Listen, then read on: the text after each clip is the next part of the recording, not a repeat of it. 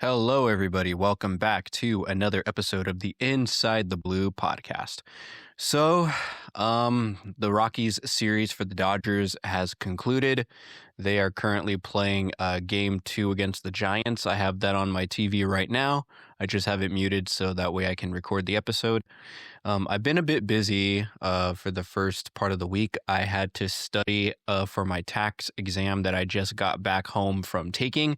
So yeah, that's what I've been doing. I've been a bit busy preparing for that and going to school and whatnot.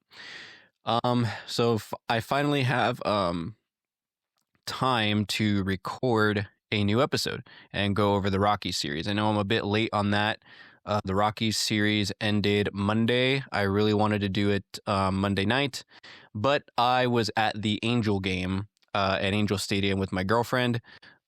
Just because, I wanted to take her to go see the team that she roots for, And I was also keeping up with the Ducks game over there as well, because they're in the playoffs playing against the Edmonton Oilers. Good thing the Kings are not playing them, but I mean, they're playing somebody just as difficult, which we'll talk about in this episode, by the way.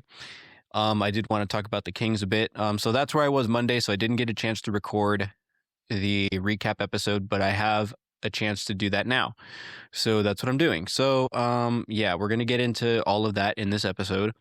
But again, before we do, I wanted to talk about some LA sports news. And that is about the Lakers and the Kings, because both of them are currently in the postseason playing their respective playoff series. So we're going to start with the Lakers because they're the team that's making me the most proud at the moment. So they currently lead their playoff series 2-0 over the Houston Rockets.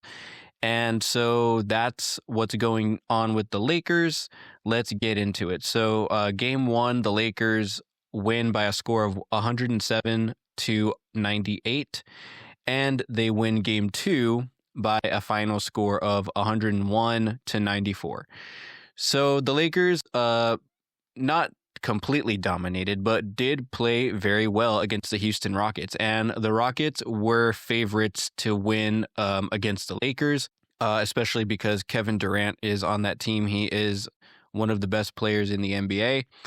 But they did not have Kevin Durant in game 1. So that really helped the Lakers take advantage of a hole in the Rockets lineup.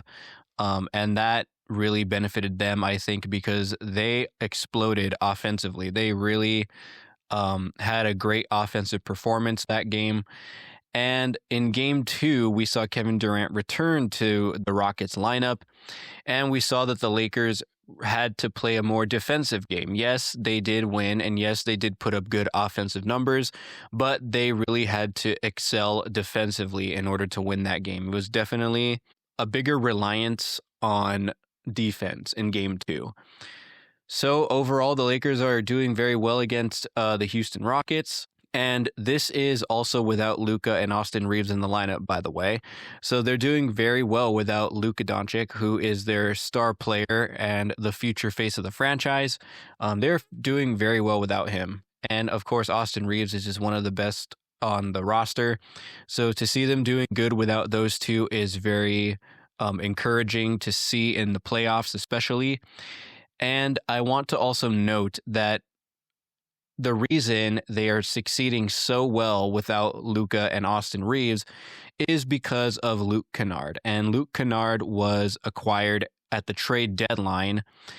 And he just had a fantastic first 2 games in this series. He combined for 50 points. So that's 27 points in game 1 and 23 in game 2. And I really honestly believe that he is going to be the difference maker in this series and in the entire postseason run for the Lakers. He is definitely the X factor. I feel that without Luke Kennard, they are either 1-1 in this series or they're 0-2. He is such a big difference maker for this roster, and I am so thankful that the Lakers went out and got him at the trade deadline, because his numbers before being traded to the Lakers, so his, let's say, first half numbers for the season. His field goal percentage was between 48 to 50%. His 3-point percentage was around 44 to 46%. And his free throws percentage was around 85 to 90%. So he was already putting up fantastic numbers before he joined the Lakers. And that's just a testament to the kind of player that he is. And this is exactly why the Lakers went out and got someone like him. They needed someone that is just a pure shooter in the game. And that's exactly what they got. It was especially a need because of Austin Reeves being out and Luka then getting hurt towards the end of the season. He is just expected to perform now more so. And I feel that he's living up to the expectations of the Lakers staff and the fans as well. So that is what's going on with the Lakers. And we will keep up with their postseason run as it continues on. Now, on the flip side, we're going to talk about the Kings, who are not having a good postseason run so far. They're playing against the Colorado Avalanche, who are one of, if not the best team in the NHL. And we have seen this as Kings fans for the past few years now, where they just get bounced in the playoffs. This is just the same story, different team. Normally, it's the Edmonton Oilers who are over there facing the Ducks this time. So instead of the Oilers bouncing us in the first round, it looks like it's going to be the Colorado Avalanche, unless the Kings turn it around. And I really feel that they can do that.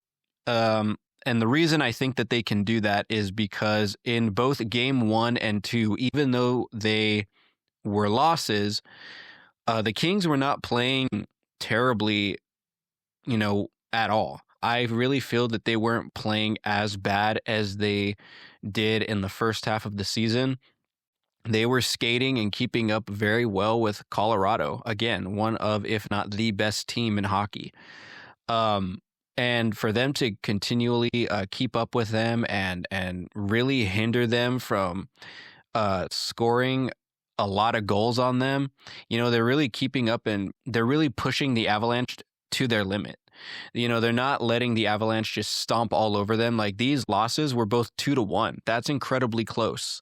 It's not like it was like 5-1 or 4-0 or something like that. These are very, very close games. And the fact that the Kings have held the Avalanche to at least 2 goals a game while being down a goal, keeping themselves in it, is a testament to how the Kings are playing right now. And I really feel that if they continue to play this way, they could give themselves a fighting chance. The only thing that really upsets me or concerns me is the fact that they miss very easy scoring opportunities.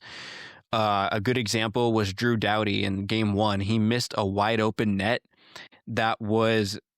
he was so close to the net. All he had to do was dunk it in, and he just missed it somehow. That was such an easy goal to make for Doughty, and he just completely missed it. It was a wide open net, and he just didn't get it done. And you cannot have those kind of missed opportunities, especially in the postseason against one of the best teams in hockey. And then Byfield, last night in game 2, he had a penalty shot. And while he did his best to try to put it in, he just missed it. That was such a good opportunity to score, and he just did not get that done either. And then, of course, the plethora of power plays the Kings have had so far in games 1 and 2, where they just could not score. The only 2 goals the Kings have scored in both games were scored by Artemi Panarin. And that's about it. Everyone else has been very quiet in terms of scoring goals. A lot of them do have, shots on goal. A lot of them take a lot of good shots. They just can't get it in. And, again, not taking advantage of easy scoring opportunities is really hurting them. But I really got to give it up to our goalie, Anton Forsberg. He is just doing an absolutely phenomenal job. He played his ass off, excuse my language, last night in game 2. He just put up such a good game. He had so many fantastic saves last night. What a performance from Anton Forsberg. But the Kings just let him down offensively, and they just couldn't get it done. And that's kind of the Kings' storyline throughout the whole season. They just play as well as they can, but just cannot score. And of course, game 2 went to overtime, and we know how the Kings have handled overtime throughout the season. They have either lost in shootouts or just flat out lost in overtime. There have been, overtime wins for them. I believe a majority of their wins were in overtime, but still the overtime losses continue to pile up. They keep going into overtime. They need to win more in regulation, especially in the playoffs. So that's all I needed to say about the Kings. I'm going to game 3 tomorrow at Crypto, or Staples Center, actually. I don't really like calling it Crypto. I've sort of gotten accustomed to calling it Crypto.com Arena, but to me, it's always going to be Staples Center. But the Kings will be there tomorrow. They play game 3 at home, and I will be there. And I'm also going to go to Honda Center on Friday for game 3 of the Ducks versus Oilers series. So, one game for my team and one game for my girlfriend's team because she's a Ducks fan. I'll be in back-to-back playoff games for the Kings and the Ducks. And that's about all I have to say about the Kings. So we will keep up with the Kings playoff run as well as the Lakers as long as they are going. And hopefully the Kings can turn it around. And I'm hoping that the Lakers can continue dominating throughout the postseason. So that was some LA sports news. Now let's get into our Dodgers series versus the Rockies. So a bit of Dodger news before we get into the series. Edwin Diaz has been placed on the injured list with loose bone fragments in his elbow. Edwin Diaz last outing, which we will talk about, it happened in this series actually.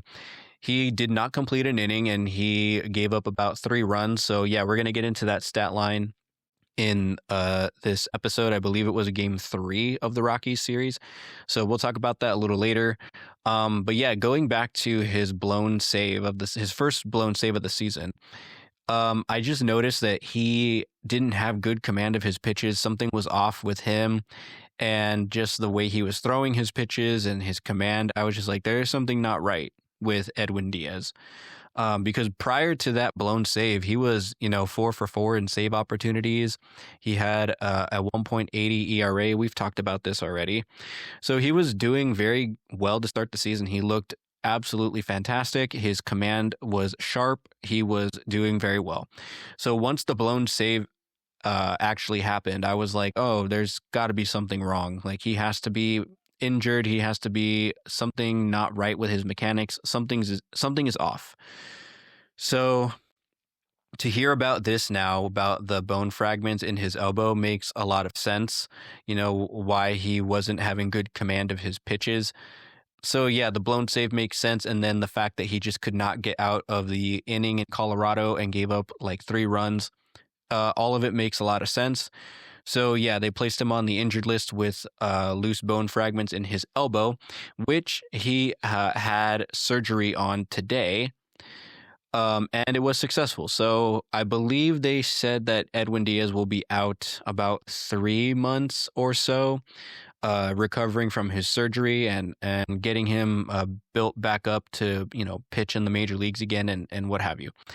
So hoping for a speedy recovery for that, and we will discuss the closer role later on in the episode as well. So that is news on Edwin Diaz. Another bit of news I have is about Blake Snell. So we know Blake Snell started the season on the injured list, and he is now set to make his first rehab start at the time of recording this tonight, which is April 22nd, with the Ontario Tower Buzzers. So the new minor league affiliate for the Dodgers, the Ontario Tower Buzzers, that is where he will be making his first rehab start. And side note, I really want to go to a Tower Buzzers game. Like, the stadium looks so nice. It looks incredible. I've seen, pictures of it on social media with people who have already been to a game now. And I really, really want to go. I really want to experience a game there. And I'm sure that, if I go, I'll make a podcast episode about it. I'll document my experience. And yeah, we'll just talk about it when I end up doing it. I hope to go to a game soon, during this season. So yeah, I just wanted to throw that out there. I really want to go to a game there. So that is where Blake Snell will be making his rehab start. He will make about 3 to 4 rehab starts. I think that's what they said, about 3 to 4 starts before he is set to return to the majors.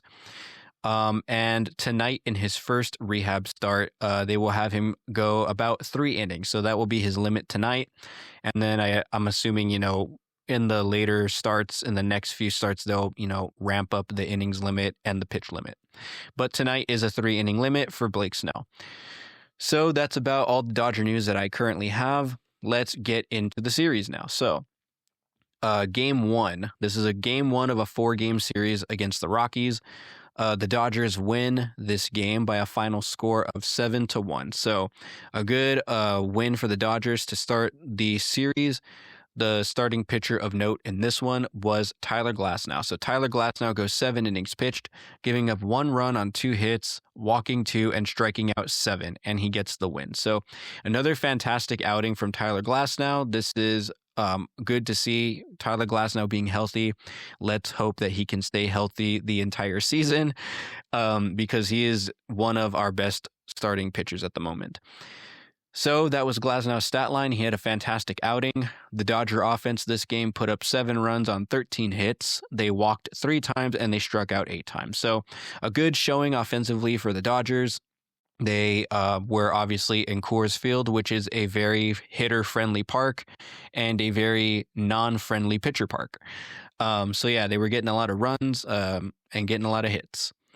Some standout performances this game were from Ohtani, Smith, and Freddie Freeman. They were all good offensively, but Max Muncy was the one who had the outstanding performance. So Muncy went 3 for 4 with 3 RBIs and had 2 home runs this game. So again, Coors friendly, very, very hitter friendly. The ball tends to fly because of the altitude level of the field. The ball tends to fly a lot farther, so that's why this is a very home run friendly park, and Max Muncy had 2 of them in game 1. So that was an outstanding performance from Max Muncy. The Dodger bullpen this game, only 1 reliever because Tyler Glasnow went 7. We saw Jack Dreyer out of the bullpen go 2 innings pitched, giving up no runs, no hits, only 1 walk, and he struck out 3. So good performance out of the bullpen from Jack Dreyer to close the game out. So that was game 1. The Dodgers win 7-1. Moving on to game 2 now, the final score was a 4-3 loss. So the Dodgers lose game 2. The starting pitcher of note in this one was Emmett Sheehan, who didn't have a terrible outing. He hasn't had a super terrible outing in recent starts. He's had some pretty solid outings. I think he's beginning to settle in now and really anchor himself as a solid starter in the rotation. So he goes 5 innings pitched, giving up 2 runs on 4 hits, walking 2, and striking out 4. So yeah, a very solid, start from Emmett Sheehan. The Dodger offense put up 3 runs on 8 hits, walking 2 times, and they strike out 8 times. So not a good performance from the offense. 8 hits is something you like to see, but only showing 3 runs for those 8 hits is not a good look. Although Kyle Tucker and Dalton Rushing both did hit homers this game, that's always encouraging to see. And Dalton Rushing just continues to swing a hot bat. You love to see that out of a backup catcher, that you can always rely on him when Will Smith is not catching. So those were the offensive performances. The Dodger bullpen this game go 3 innings, giving up 2 runs on 3 hits with no walks, and they strike out 3. Will Klein was the one who gave up the 2 runs and the 3 hits, so not a clean outing for Will Klein.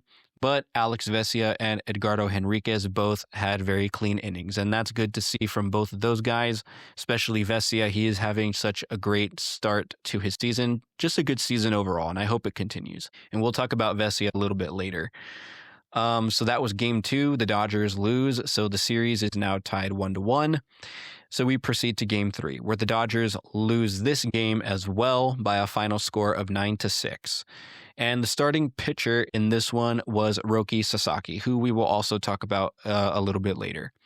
So Roki Sasaki goes 4 2/3 innings, giving up 3 runs on 7 hits with 2 walks and 2 strikeouts. So, he limited the walks. That's always a good thing. We saw in his last few starts, he had a high amount of walks and a high amount of hits. So he lowered the walks a bit, but the hits are still too high. 7 hits, not something you want to see out of a starter. But he only gave up 3 runs, so that's not too bad. But again, we will talk about my thoughts on Sasaki later on. They really haven't changed from what I've said previously. I really want Sasaki in the bullpen or just out of the starting rotation, because I really feel that he will shine more out of the pen rather than being a starter. But we did get word from the Dodgers. They officially did state that he will not return to the bullpen when Blake Snell returns. So when Blake Snell comes back, they will more than likely have Robleski go back to the bullpen, or they will have Emmett Sheehan go back to the bullpen, because they see Roki Sasaki as a starter this whole season. And so they're going to keep him in the rotation unless he somehow pitches his way out of the rotation. So yeah, that was Roki Sasaki. So the Dodger offense put up 6 runs on 15 hits with 2 walks, and they strike out 7 times. So a good amount of hits. That's a lot of hits. You love to see that, but not enough runs to compensate for those hits. To only get 6 runs on 15 hits, that's not something you want to see. You would expect more runs with that amount of hits, but they didn't. So that was a pretty, I would say, a mediocre performance from the offense there.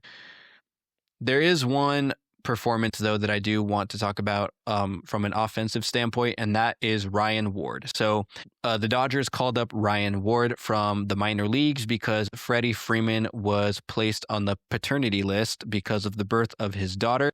And so Ryan Ward got an opportunity at the big league level, and he proceeded to get not only his first major league hit, but also his first major league RBI. And this all happened in the top of the 4th. So congratulations to Ryan Ward on that accomplishment. That's a really big accomplishment. And his family was in the stands, and they were going crazy when he got that hit and the RBI. So, you really love to see that. I always love seeing when rookies get called up or whatever, and they get their first major league hit and their family is in the stands and they're all happy. I hope to see that for my younger brother one day, because he's currently playing baseball. He's very, very good. So I hope to be doing that for my younger brother one day, cheering him on, seeing him in the major leagues. But anyway, so yeah, that was Ryan Ward. He got his first major league hit in RBI. So that was the only offensive performance I wanted to highlight there. The Dodger bullpen this game goes 3 1/3 innings pitched, giving up 6 runs on 8 hits with a walk, and they strike out 3. So again, this was a very, very bad bullpen performance, but it's attributable to 2 relievers, one of them being Edwin Diaz. Like I mentioned earlier, because of that injury, he just did not make it out of the inning that he was pitching in. He couldn't even get an out. So that performance lands him on the injured list. And then Blake Trianon also had a very bad outing. He gave up 3 runs on 4 hits. So not a good look for Diaz or Trianon. The rest of the bullpen was fine, but the damage had already been done. So that was game 3. The Dodgers dropped that. So now they are down 1-2. And now we get to the final game of the series, game 4, where the Dodgers explode offensively for some reason and win by a final score of 12-3. And the starting pitcher of note in this one is Justin Robleski, who I think is making such a strong argument to stay in the starting rotation, and I really think that they should keep him here. So Robleski goes 7 innings pitched, giving up 1 run on 8 hits with no walks, and he strikes out 3 and gets the win. So that's a really high amount of hits, but only 1 run to show for it. So even though they were getting a lot of hits off of Robleski, he only gave up 1 run, and he didn't walk anybody, and he struck out 3. So aside from the 8 hits, he had a very, very solid outing. A really good one that you can ask from him. Again, besides those 8 hits, very solid overall. I really think that he should stay in the starting rotation. He has a 1.88 ERA on the season. So very good from Justin Robleski. He's doing very, very well, and I hope he keeps it up. The Dodger offense this game put up 12 runs on 15 hits, walking 4 times, and they strike out 7 times. So again, 15 hits, only this time they double their runs that they put up compared to the previous game. They had 15 hits and only 6 runs. They doubled that this game with 15 hits again, but with 12 runs. So a much better offensive performance. That's exactly the amount of runs you expect to see with 15 hits. So a much better game offensively for the Dodgers. Some offensive performances this game that I want to highlight. Miguel Rojas went 3 for 3 with 2 RBIs, so he had a very good day at the plate. Max Muncy had an even better day, going 4 for 4 with 2 RBIs and 2 home runs again. So he already has a 2-homer game this series, and he now has another in this game. So in total, this series, he's hit 4 home runs. So he was having a good series at Coors Field. And then Dalton Rushing, again, his bat stays red hot. He goes 2 for 5 with 3 RBIs and also has a 2-homer game this game. So some very good offensive performances out of Rojas, Muncy, and Dalton Rushing. The Dodger bullpen this game go 2 innings, giving up 2 runs on 3 hits with a walk, and they strike out 2. So pretty solid performance out of the bullpen this game compared to the last one where they just imploded. So yeah, better bullpen performance in the final game, and the Dodgers leave with a series split, 2-2. So that was the Rockies series. Some takeaways from this series. Again, the series split. The Dodgers win 2 out of 4. They split the series 2-2. And then another takeaway is the closer role. So now that Edwin Diaz is set to be out for about 3 months or so, the Dodgers have to figure out who the closer will be. I'm going to assume that it is going to be a closer by committee, because that is what we've seen out of the Dodgers for the past few seasons, ever since Kenley Jansen left and since Tanner Scott was a bust last year. I think that it'll be a closer by committee again, with maybe Alex Vesia getting the bulk of the save opportunities. But since Tanner Scott has, bounced back from his 2025 season, I think that we can see Tanner Scott in a closing situation as well. So I think that both Vesia and Tanner Scott will get the bulk of the save opportunities going forward until Edwin Diaz comes back.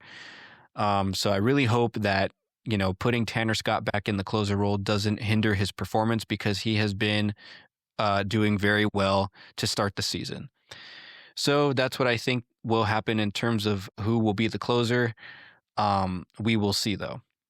And then another takeaway is that Dalton Rushing stays hot. He has a very, very hot bat at the moment, and I think that Dave Roberts will continue to put Rushing in the lineup as much as he can, considering he is having a fantastic offensive start to his season. And Andy Pages has cooled down a bit in contrast. Andy Pages was swinging the hottest bat in baseball. He was one of the better or best hitters in baseball to start the season, and he's cooled down just a bit. It's not unheard of. Hitters go through ups and downs. It's a very long season. So I'm hoping that overall Andy Pages continues to keep up the good offensive performances throughout the rest of the season. I really think that if he does, he can have a good case to be an all-star, and he can also make a good case for himself to be in MVP voting. But again, it's a very long season. He just has to keep up the production that he's been doing for the first month of the season, which I'm hoping he does.